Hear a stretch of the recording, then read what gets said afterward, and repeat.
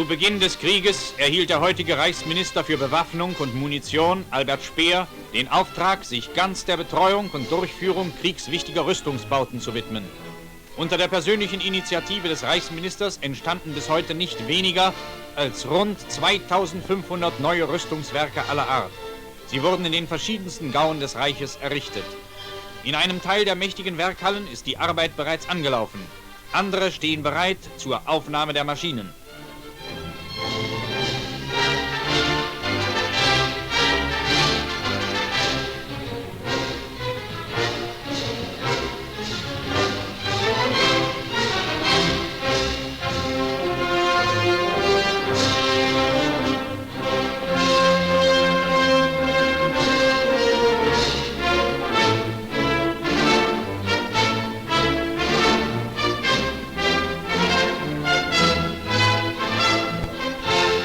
Aufbau von Pressen, Drehbänken und Bohrmaschinen.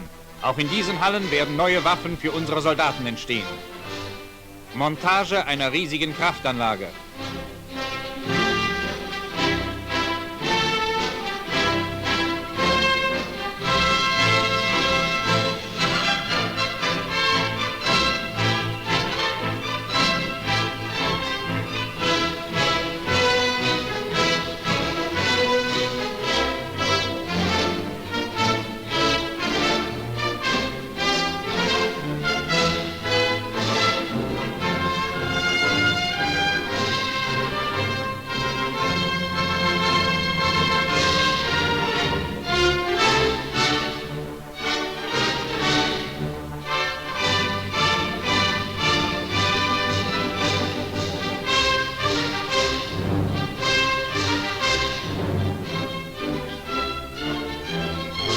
Die Räder laufen an. Nun muss die Heimat die erforderlichen Arbeitskräfte stellen. In seiner Rede zum 30. Januar sagte der Reichsmarschall: Niemand kann in seiner gewohnten Bequemlichkeit verharren, wenn unsere Kämpfer draußen ihr Leben unerschrocken einsetzen. Auch in der Heimat muss jeder, Mann und Frau, das Letzte geben. Nur so verdienen sich Front und Heimat voll und ganz den Sieg.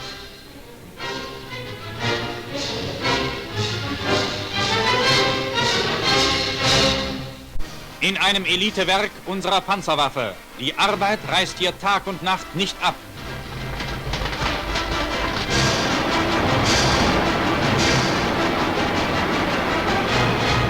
Werkpause.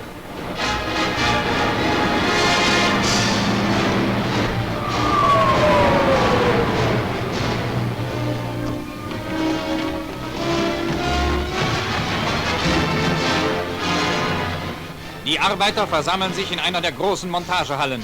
Reichsminister Dr. Goebbels spricht.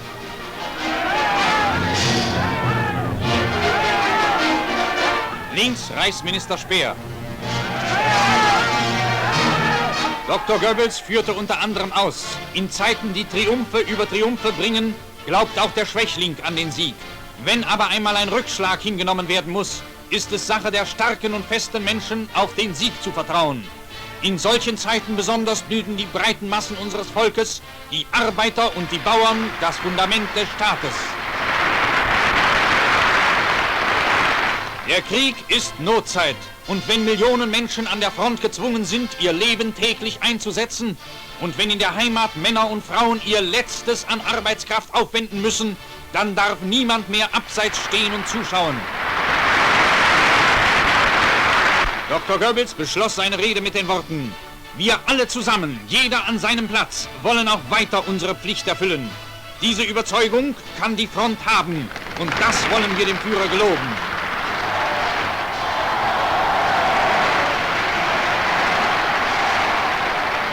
Die Kriegsmoral in der Heimat wird sauber bleiben. Jeder von uns wird redlich, treu und gewissenhaft seine Schuldigkeit tun, bis der Bolschewismus zerschmettert am Boden liegt und der Sieg unser ist.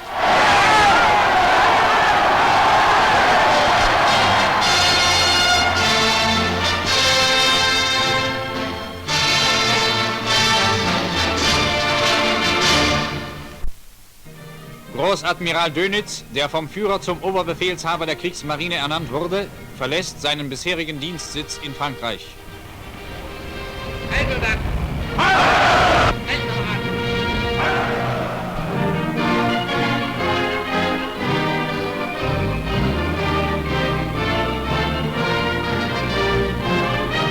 Führerhauptquartier.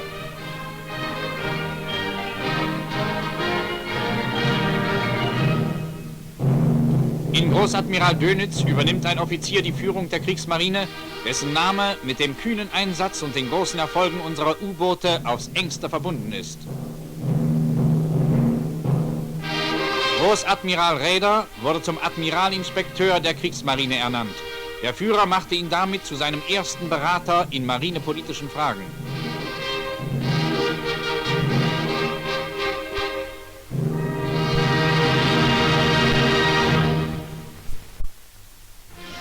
An der tunesischen Front. Tag für Tag laufen deutsch-italienische Geleitzüge die tunesischen Häfen an. Die Front am Atlasgebirge wird damit immer stärker und fester. Bomben für unsere Kampfflugzeuge.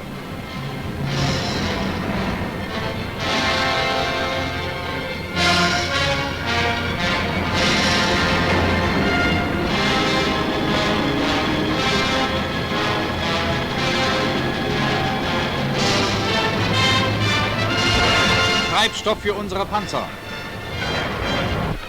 Flakartillerie sichert den Hafen gegen feindliche Luftangriffe. Amerikanische Bomber sind unter dem Schutz britischer Jagdflieger eingeflogen.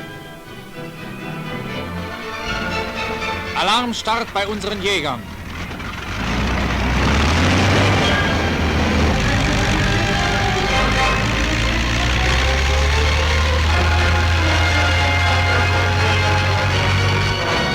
Die Flak legt eine Sperre vor militärisch besonders wichtigen Zielen im Hafengebiet.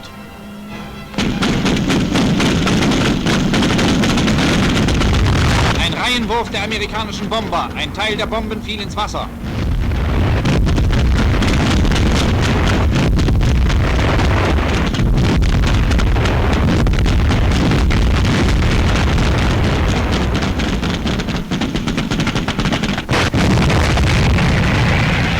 Kondensstreifen zeigen den Weg der angreifenden Jäger.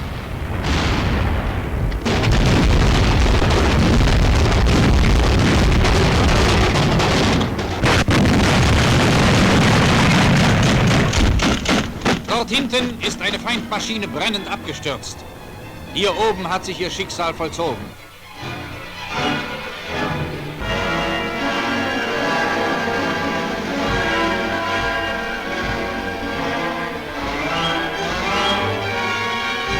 Der britische Jagdflieger ist in großer Höhe mit dem Fallschirm abgesprungen. Er wird gefangen genommen.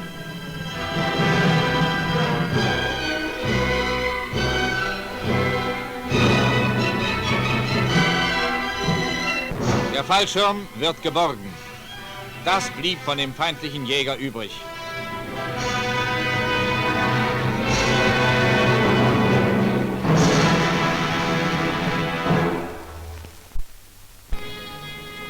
An der Ostfront.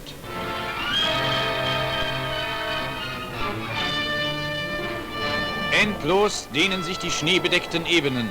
Sie sind seit Monaten der Schauplatz härtester und erbittertster Abwehrkämpfe, die von unseren Soldaten das Höchste an Mut und selbstloser Einsatzbereitschaft fordern. Auch die Soldaten des Nachschubs kommen kaum noch zur Ruhe. Ihre Leistungen sind von entscheidender Bedeutung für den Verlauf der schweren Winterschlacht.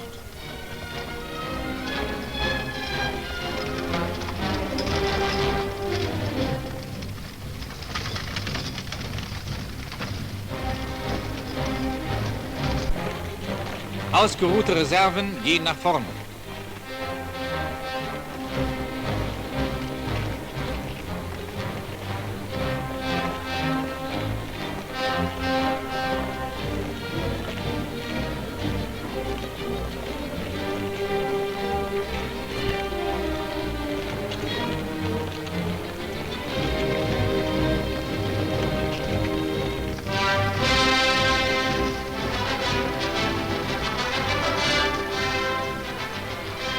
Ein tagelanger Schneesturm hat die Stellung zugeweht. Das Gewehr wird mit dem Spaten vertauscht, der Graben wieder freigeschippt.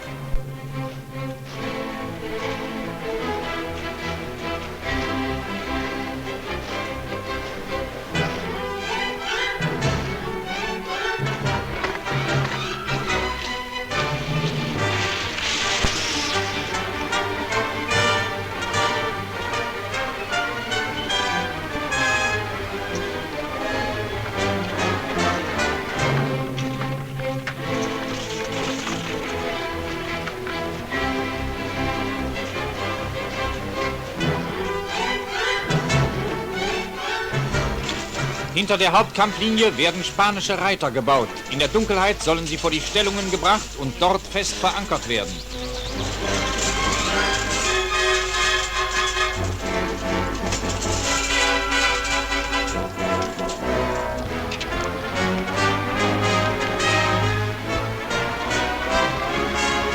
Die Wachen werden verstärkt. Alle Anzeichen sprechen für einen neuen Angriff der Sowjets.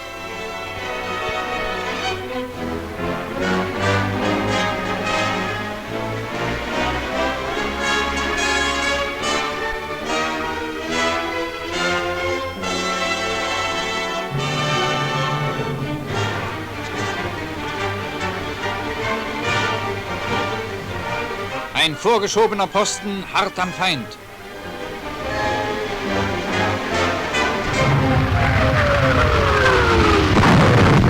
Bolschewistische Batterien streuen das Gelände ab.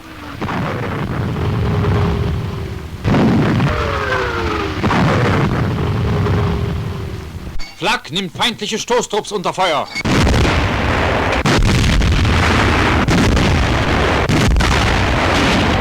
Sie wurden, trotz raffinierter Tarnung, rechtzeitig erkannt.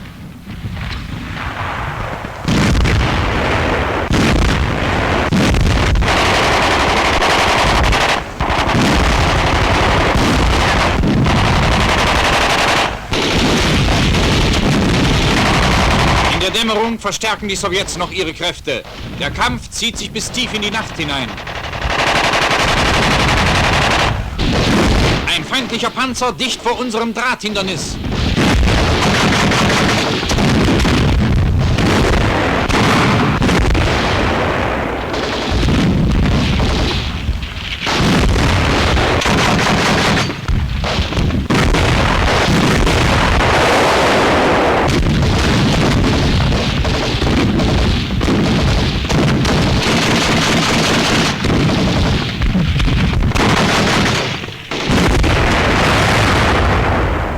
Durch Volltreffer erledigt. An der Front südlich des Ladoga-Sees. Auch hier warfen die Sowjets unaufhörlich zahllose Bataillone und Panzerdivisionen in die Schlacht. In heldenmütigem Einsatz schlugen unsere Soldaten diese Massen immer wieder zurück.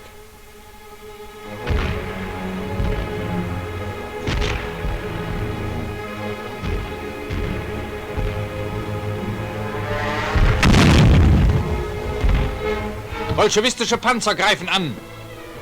Da kommen sie!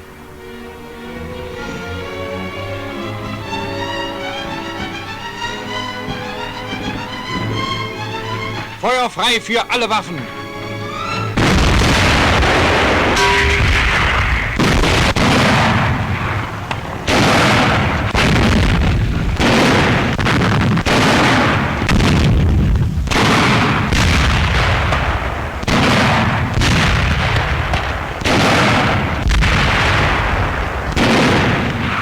Die begleitende Infanterie wird abgewehrt.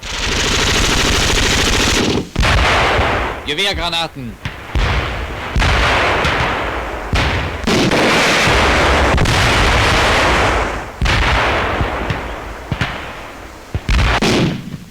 Die sowjetischen Panzer haben unsere Stellungen nicht mehr erreicht. Überall liegen die Wracks zerschossen und zerschlagen vor unseren Gräben.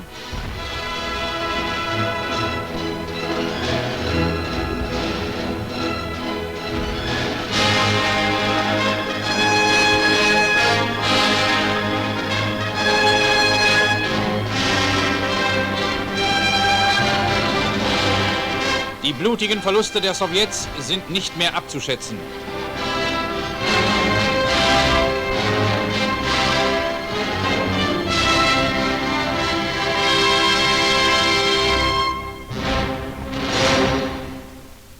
Sturmgeschütze und Grenadiere gehen zum Gegenstoß vor.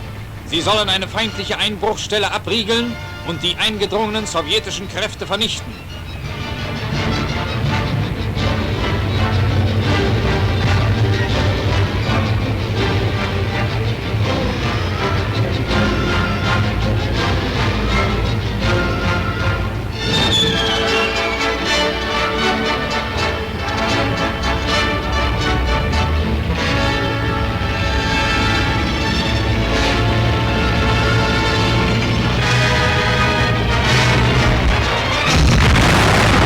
Feindliche Einschläge. Die Sowjets haben unsere Bewegungen erkannt.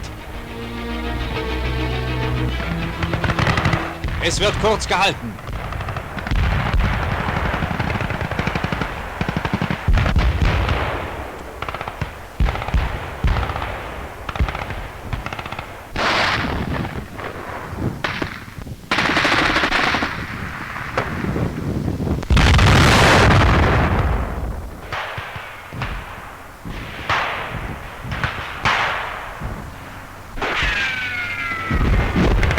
Deckung im Schutze eines zerschossenen Sowjetpanzers.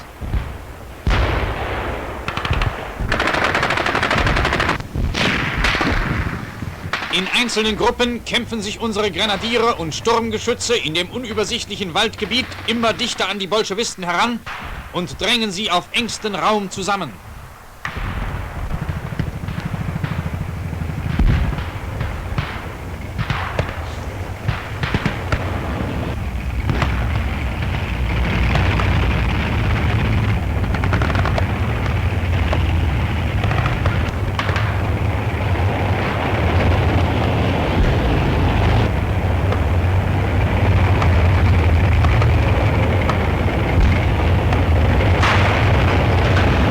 Die Bolschewisten sind gestellt. Sie werden restlos aufgerieben.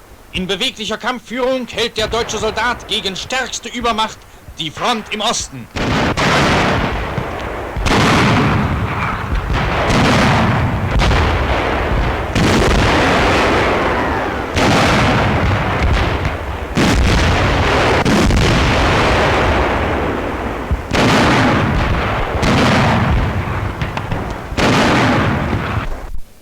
Auf einem Feldflugplatz werden Kampf- und Jagdflugzeuge zum Start klargemacht.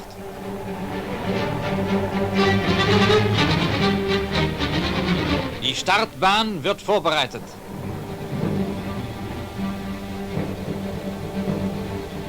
Letzte Motorenkontrolle.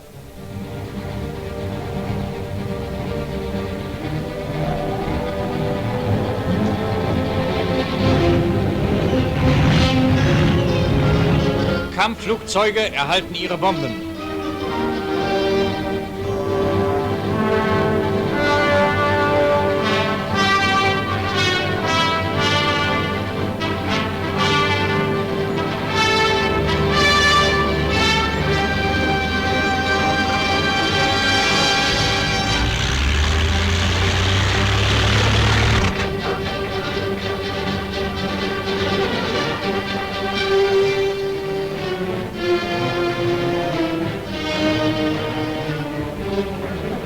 Vor dem Anlassen werden die Motoren mit Heißluft vorgewärmt.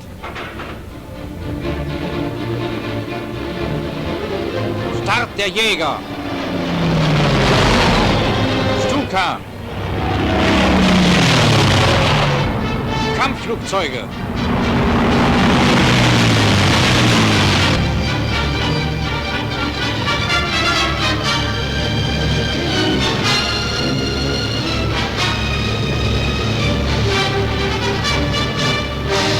Dort unten tobte eine schwere Panzerschlacht. Die Abschüsse und Einschläge haben den Schnee schwarz gefärbt.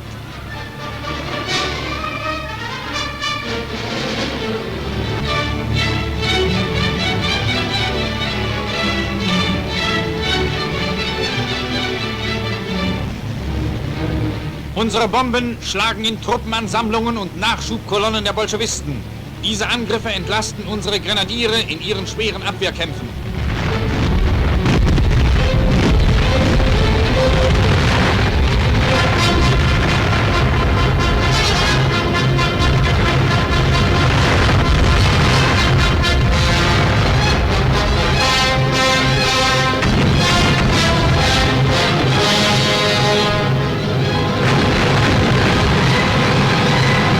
Ein Treibstofflager ist in Brand geworfen.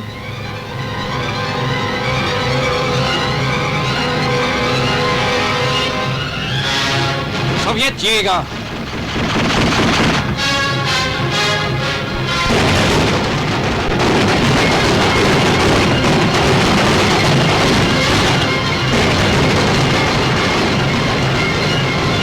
Der Bolschewik fetzt auseinander.